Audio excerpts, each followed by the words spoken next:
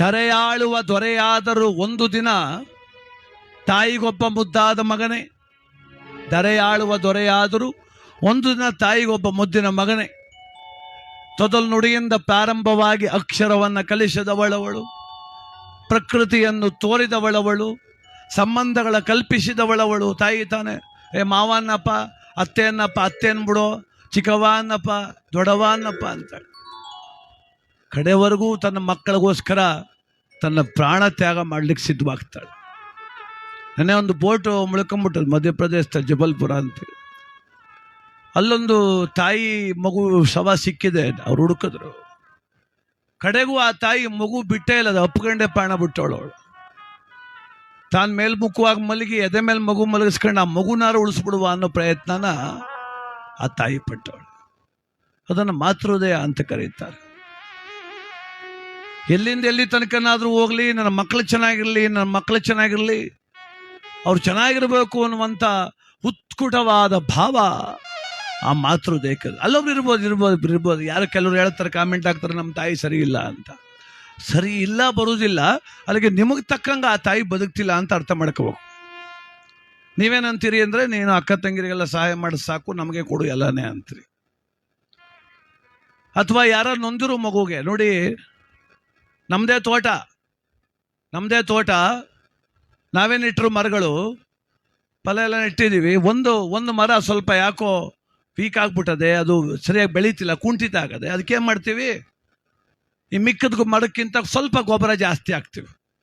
ನೀನು ಹಾಕಿದ ತಪ್ಪು, ಎಲ್ಲ ಸಮಾನವಾಗಿ ಕಾಣುವಂಥ ಬಾಕಿ ಮರಗಳು ಹೇಳೋದಿಲ್ಲ ಅವ್ರಿಗೆ. ಹಾಗೆ ಯಾರೋ ತಾಯಿ ಒಬ್ಬ ಕೆಟ್ಟೋದ ಮಗನಿಗೋಸ್ಕರ ಹಂಗೆ ಅನ್ಬೋದೇನು. ಒಬ್ಬ ತಾಯಿಗೆ 4 ಜನ ಗಂಡು ಮಕ್ಕಳು, ಒಬ್ಬಳೆ ಹೆಣ್ಮಗಳು. ನೋಡಿ, ಆ ಒಬ್ಬ ಮಗ ಇಂಜಿನಿಯರ್ ಆಗವನೆ, 2ನೇ ಮಗ ಡಾಕ್ಟ್ರ್ ಆಗವನೆ, 3ನೇ ಮಗ ಲೆಕ್ಚರರ್ ಆಗವನೆ, ಮಗಳು ಕೂಡ ಯಾವುದೋ ಬ್ಯಾಂಕಲ್ಲಿ ಉದ್ಯೋಗಿ ಆಗವಳೆ. ಆದರೆ ಒಬ್ಬ ಮಗ ನತದೃಷ್ಟ. ಅವನು ವಿಪರೀತ ಚಟ, ಕುಡಿಯೋದು, ಎಲ್ಲಂದ್ರಲ್ಲಿ ಬೀಳೋದು. ಹಿಂಗೆ ಆ ತಾಯಿನೋ ಕೇಳ್ರಿ, ಯಾರ ಮೇಲೆ ನಿನಗೆ ಅಕ್ಕರೆ ಅಂತ ಕೇಳಿ ಅವಳು ಕೈ ತೋರಿಸೋದೇ ಆ ಕೊನೆ ಮಗನ ಮೇಲೆ. ಅವನು ಇವಳಿಗೆ ₹1 ಕೊಟ್ಟಿಲ್ಲ, ಇವರೆಲ್ಲ ಸೀರೆ ತಂದು ಕೊಡ್ತಾರೆ, ಬಟ್ಟೆ ಕೊಡ್ತಾರೆ, ಸೊಸೆರೆ ಅಂತಾರೆ. ಆ ಮಗ ₹10 ಕೊಡ್ರಿ, ಇನ್ನೂ ಆಡುವೆ ನೀನು ಅಂತ. ಮತ್ತು ನಿನಗೆ ಯಾಕೆ ಪ್ರೀತಿ ಅಂದರೆ ಅವಳು ಹೇಳ್ತಾಳೆ, ಇವರೆಲ್ರಂಗೆ ಆ ಮಗ ಆಗ್ಲಿಲ್ವಲ್ಲ ಅದಕ್ಕೆ ಕಣಪ್ಪ ಅಂತ. ಇವ್ರಂಗೆಲ್ಲ ಆಲಿಲ್ವಲ್ಲ ಅದಕ್ಕೆ ಅಂತ ಕೇಳ್ತಾಳೆ. ಅದಕ್ಕೆ ಯಾವತ್ತೂ ಕೂಡ ತನ್ನ ಮಕ್ಕಳು ಬಿಟ್ಕೊಡೋ ಮಾತಿಲ್ಲ ತಾಯಿ ಹತ್ರ, ಅಮ್ಮನ ಹತ್ರ. ನಾವು ಅಕಾರಣವಾಗಿ ಯಾವುದೋ ಒಂದು ಸಣ್ಣ ಕಾರಣ ಇಟ್ಕೊಂಡು ತಾಯಿ ಬೈಯೋದು, ತಂದೆ ದೂರ ಇಡೋದು, ಈ ಕೆಟ್ಟ ಚಾಳಿ ಬಿಟ್ಬಿಟ್ರು ಒಳ್ಳೆಯದು. ಇವತ್ತೇನೋ ಕೊಟ್ಟಿಲ್ಲ, ಆಸ್ತಿ ಕೊಟ್ಟಿಲ್ಲ, ಬೇಡ ರೀ, ಆಸ್ತಿ ಕೊಟ್ಟಿಲ್ಲ, ಹಣ ಕೊಟ್ಟಿಲ್ಲ, ಅದು ಬಿಡಿ, ಅದು ಬೇರೆ ವಿಚಾರ. 2ನೇದು, ಮೊದಲನೇದು ಜನ್ಮ ಕೊಟ್ಟರು. ಈ ಜಗತ್ತಲ್ಲಿ ನಾವೇನೂ ಅಲ್ಲ. ಇವತ್ತು ದುಡ್ಡು ಸಂಪಾದನೆ ಮಾಡಿದ ಮೇಲೆ, ಸಮಾಜದಲ್ಲಿ ಹೆಸರಾದ ಮೇಲೆ, ಅಯ್ಯೋ ನಮ್ಮ ಗೌರವಿಸೋರು ಎಷ್ಟು ಜನ, ಸಾಲ ಹಾಕೋರು ಎಷ್ಟು ಜನ, ಓನರ್ ಹಾಕೋರು ಎಷ್ಟು ಜನ, ನಿಮ್ಮ ಅಭಿಮಾನಿನವ್ರು ಎಷ್ಟು ಜನ. ಆದರೆ ನನ್ನ ಮಗನೇ ಚಂದ ಅಂತ ಮಡ್ಲಲ್ಲ ಬೆಳೆಸೋದ್ಲಲ್ಲ, ಆ ತಾಯಿ ಅಭಿಮಾನಕ್ಕೆ ನಾವೆಲ್ಲಿ ಬೆಲೆ ಕಟ್ಟಕ್ಕಾಯ್ತದ್ರಿ? ಅವಳು ತೋರಿಸೋದಲ್ವ ಈ ಪ್ರಪಂಚ, ಅವಳು ಕಲಿಸೋದಲ್ವ ಈ ಬುದ್ಧಿ, ಅವಳು ನಡೆಸೋದಲ್ವ ಬೆಳ್ಳಿಡ್ದು ನನ್ನನ್ನು. ಇವೆಲ್ಲ ಸಿಗ್ಬೇಕಾರೆ, ನೀವೆಲ್ಲ ಸಿಗ್ಬೇಕಾರೆ ಆ ತಾಯಿ ತಾನೇ ಕಾರಣ. ಸಾಕಷ್ಟೇ ಸಾಕು, ಇನ್ನು ಮಿಕ್ಕದಲ್ಲಿ ಏನು ಕೊಡೋದು ಬೇಡ, ಇನ್ಮೇಲೆ ನಾವು ಸಂಪಾದನೆ ಮಾಡ್ಕೊಳ್ವ. ಈಗಲೂ ಅದೇ ಕಣ್ರಿ, ಈಗಲೂ ಕೆಡ್ತದ. ನ್ಯಾಯ ನಡೀತಾ ಇದೆ. 5 ಜನ ಗಂಡು ಮಕ್ಕಳ ಅಮ್ಮನಿಗೆ ಅನ್ನ ಇಲ್ಲ ಒಳಗೆ. ಏನಾಗಿದೆ ಗೊತ್ತಾ, ಒಬ್ಬ ಮಗ ಇದ್ರೆ ಬಚಾವು, 5 ಗಂಡು ಮಕ್ಳಿದ್ರೆ ಭಾಳ ಸಮಸ್ಯೆ. ಎಲ್ಲ ಟೂರ್ ಮಾಡ್ಸೋಕೆ ಶುರು ಆಗ್ಬಿಟ್ಟವ್ರು. ಅವ್ರನ್ನೂ 3 ತಿಂಗಳು ಒಬ್ಬೊಬ್ರು ಮಲ್ಲಂತೆ. 3 ತಿಂಗಳಾಯ್ತಲೇ ಬುತ್ತಿ ಕಟ್ಕ ರೈಟ್ ಹೇಳ್ಬೇಕು. ಅವಳು ಒಂದಿನ ಹೆಚ್ಚಾದರೂ ಇವಳು ಇಡ್ಸ್ಕೊಳ್ದಿಲ್ಲ, ಒಂದಿನ ಮುಂದಾಗ ಹೋದ್ರೆ ಅವಳು ಕರ್ಕೋದಿಲ್ಲ ಅವಳು ಮಲ್ಕೈನ. ಅಂಥ ನ್ಯಾಯ ನಡೀತಾ ಇದೆ. ಮೊನ್ನೆ ಇದ್ಕಿದಂಗೆ ತಮ್ಮ ಕೊನೆ ಮಗ ಸ್ಟ್ರೈಕ್, ನೀನು ನಮ್ಮನೆಗೆ ಬರಬೇಡ ಅಂತ. ಯಾಕೆ ಅಂದರೆ ಅವನೇನಂತವನೇ ಅಂದರೆ, ನಮ್ಮ ಅಣ್ಣಂಗೆ 20 ತೆಂಗಿನ ಮರ ಜಾಸ್ತಿ ಬಿಟ್ಟಿವಿ, ಅವನೇ ನೋಡ್ಕೋಬೇಕಿನ ಮೇಲೆ ಅಂತ. ತೆಂಗಿನ ಮರ ನೋಡ್ಕೊಂತಿದ್ದೆ ಅಂದರೆ ತೆಂಗಿನ ಮರ ತಾಯಿನ ಇವನು ಹುಡ್ತಾಗೆ ತಗೊಂಡೋಗಿ ತೆಂಗಿನ ಮರ ಕಟ್ಬಿಟ್ರೆ ಆ ತೆಂಗಿನ ಮರ ನೋಡ್ಕೊಂತಿದ್ದ. ಅದಕ್ಕೆ ಯಾವತ್ತು ಆಸ್ತಿ ಕೊಟ್ಬಿಟ್ಟವನಿ, ಅಕೌಂಟಿಗೆ ದುಡ್ಡು ಹಾಕ್ಬಿಡ್ತೀನಿ, ಬಟ್ಟೆ ತಂದು ಕೊಟ್ಬಿಡ್ತೀನಿ, ಸೀರೆ ತಂದು ಕೊಟ್ಬಿಡ್ತೀನಿ, ನಿನಗೆ ಚಿನ್ನ ಕೊಟ್ಬಿಡ್ತೀನಿ, ನೀನು ಚೆನ್ನಾಗಿರ್ತೀಯೇ. ಏನ್ರಿ ಸಾಧ್ಯ? ಹೆಂಗೆ ಸಾಧ್ಯ? ಖರ್ಚು ಮಾಡೋ ಸಮಯದಲ್ಲಿ ದುಡ್ಡು ಕೊಟ್ರೆ ಖರ್ಚು ಮಾಡ್ಬೋದಪ್ಪ. 75 ವರ್ಷ ಆಗಿಲ್ಲ ಹೊಡೆದ್ಬಿಟ್ಟು ಅವಮ್ಮ ನೈಟ್ ಇಕ್ಕಂಡು ಮಗ ಮನಗವಳೆ ಮೂಲೆಯಲ್ಲಿ ಆಗ ಬಂದ್ಬಿಟ್ಟು ತಗೋ ದುಡ್ಡ 1,000 ಅಂದರೆ 1,000 ಇಸ್ಕೊಂಡು ಅವಮ್ಮ ಬೆಳ್ಗೊಳಕ್ಕೆ ಗೋಬಿ ಮಂಚೂರಿ ತಿನ್ನೋಕೋದಾಳು ಅವಳು. ಏನು ಕಲ್ತವ್ರೆ ಬುದ್ಧಿಯವರು? ಅದೇ ಕೊಟ್ಟೋದೆಲ್ಲ ಹಾಸ್ಕೊಂಡು ಮಡಗವಳೆ ಅವಳು ತಿತ್ತಿಗೆ ಎತ್ಕೊತಾರೆ. ಇನ್ಯಾರುಗಳು 2 ನಿಮಿಷ ಕೂತ್ಕೊಂಡು ಮಾತಾಡಲಿಲ್ಲ, ಊಟ ಮಾಡ್ದವ ಅಂತ ಕೇಳಲಿಲ್ಲ, ಸ್ನಾನ ಮಾಡ್ದವ ಅಂತ ಕೇಳಲಿಲ್ಲ, ಅಳತಿಯಲ್ಲಿ ಯಾಕೆ ಅಂತ ಕೇಳಲಿಲ್ಲ, ಎದ್ದು ನಿಂತ್ಕೊ ನಾನು ನಡ್ಸ್ತೀನಿ ಹಿಡ್ಕೊಳ್ತೀನಿ ಕೈ ನಡಿ ಅನ್ಲಿಲ್ಲ. ತಗೋ 500 ರೂಪಾಯಿ ಅಂದರೆ ಯಾಕೆ 500 ರೂಪಾಯಿ ಒಮ್ಮನಿಗೆ ಮೂಲೆ ಬಿದ್ದಿಲ್ಲ ಕೊಡು ಬಿದ್ದೊಳಗೆ 500 ರೂಪಾಯಿ ಯಾಕೆ? ಅದೇ ಜನ ನೋಡುವಂಗೆ ನೀನು ದುಡ್ಡು ಕೊಟ್ಟೆ ಅಂತ ದುಡ್ಡೊಂದು ದರ್ಪ ತೋರ್ಲಿಕ್ಕೆ 10 ನಿಮಿಷ ಮಾತಾಡ್ಬಿಡು ಕುಂತ್ಕೊಂಡು. 15 ನಿಮಿಷ ಆ ತಾಯಿ ಭಾವನೆ ಹಂಚ್ಕೊಂಬಿಡು. ಹಿರೀಕರ ಜೊತೆ 10 ನಿಮಿಷ ಮಾತಾಡ್ಬೇಕಂದ್ರೆ ಅದರಂಥ ಸಂತೋಷ ಅವ್ರಿಗಿಲ್ಲ. ನಮ್ಮ ಓಸಿ ಜಾಸ್ತಿ ಮಾತು ಇತ್ತಾಗ ಬನ್ನಿ ಅಂತಾರೆ ಕೆಲವರು.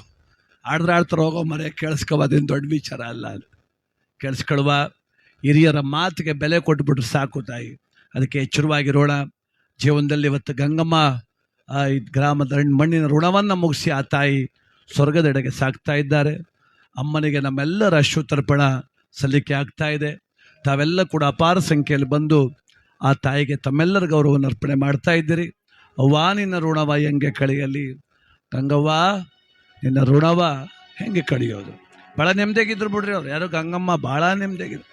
ಆ ಅಮ್ಮನಿಗೆ ಆಧಾರ್ ಕಾರ್ಡ್ ಗೊತ್ತಿಲ್ಲ, ವೋಟರ್ ಐ ಡಿ ಗೊತ್ತಿಲ್ಲ, ಅಕೌಂಟ್ ಗೊತ್ತಿಲ್ಲ, ನೆಮ್ಮದಿಯಾಗಿದ್ರು. ನಮ್ಮ ಅಕ್ತರ ಮಕ್ಕಳು ಒಬ್ಬರ ಮಕ್ಕಳು ನೆಮ್ಮದಿ ಇಲ್ಲ. 4 ತಿಂಗಳಿಂದ ದುಡ್ಡು ಬಂದಿಲ್ಲ. ಅವ್ರ ಕಷ್ಟ ಅವ್ರಿಗೆ ಬಂದದೋ ಇಲ್ವೋ ಅಂತ. ಅದರಲ್ಲೂ ಕೆಲವರು ಸುಳ್ಳು ಬೇರೆ ಕಲ್ತವ್ರೆ. ನಮ್ಮೂರವ್ರು ಬಂದಿದೆ ನಿಮಗೆ ಬಂದಿಲ್ವೇ ಅಂತ ಕತೆ ಕಟ್ಬಿಡ್ತಾರೆ.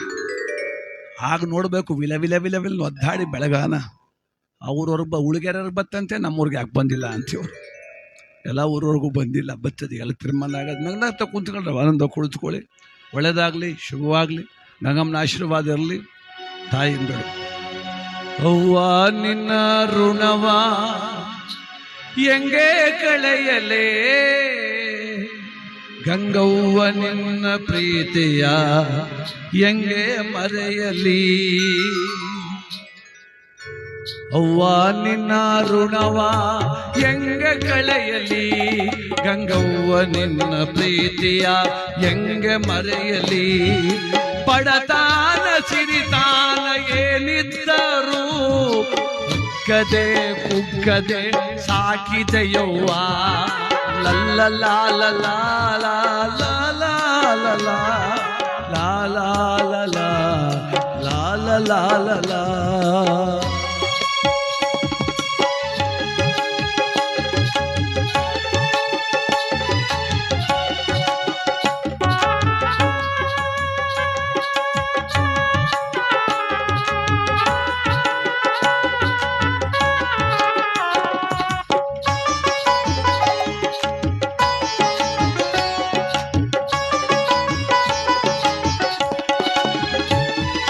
ಬಡತಾನ ಎಷ್ಟಿದ್ದರೂ ನಗುತ್ತಿದ್ದ ದೇವತೆ ನೀನು. ಬಡತಾನ ಎಷ್ಟಿದ್ದರೂ ನಗುತ್ತಿದ್ದ ದೇವತೆ ನೀನು. ಹಸಿವು ತೃಷೆಯ ತಿಳಿಯದೆ ಬದುಕಿದೆಯವ್ವ, ಮನೆಗಾಗಿ ಜೀವವ ಸವೆಸಿದೆಯವ್ವ. ಹಸಿವು ತೃಷೆಯ ಸಹಿಸಿ ಬದುಕಿದೆಯವ್ವ, ಮನೆಗಾಗಿ ಜೀವವ ಸವೆಸಿದೆಯವ್ವ. ಅವ್ವ ನಿನ್ನ ಋಣವ ಹೆಂಗೆ ಕಳೆಯಲಿ? ಗಂಗಮ್ಮ ನಿನ್ನ ಪ್ರೀತಿಯ ಹೆಂಗೆ ಮರೆಯಲಿ?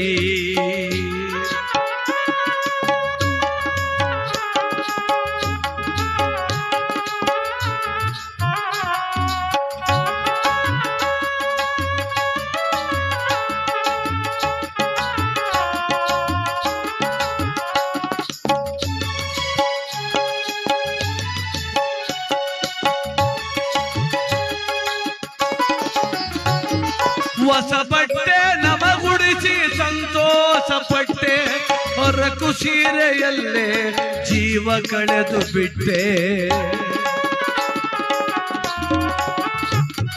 ಹೊಸ ಬಟ್ಟೆ ನಮಗುಡಿಸಿ ಸಂತೋಷ ಪಟ್ಟೆ, ಹೊರಕು ಸೀರೆಯಲ್ಲೇ ಜೀವ ಕಳೆದು ಬಿಟ್ಟೆ. ತುಪ್ಪದನ್ನ ನಮಗೆ ತಂಗಳನ್ನ ನಿನಗೆ, ದೇವತೆ ಕಾಣುವ ನೀನು. ಅವ್ವ ದೇವತೆ ಕಾಣುವ ನೀನು. ನಿನ್ನ ಋಣವ ಹೆಂಗೆ ಕಳೆಯಲಿ, ಗಂಗವ್ವ ನಿನ್ನ ಪ್ರೀತಿಯ ಹೆಂಗೆ ಮರೆಯಲಿ.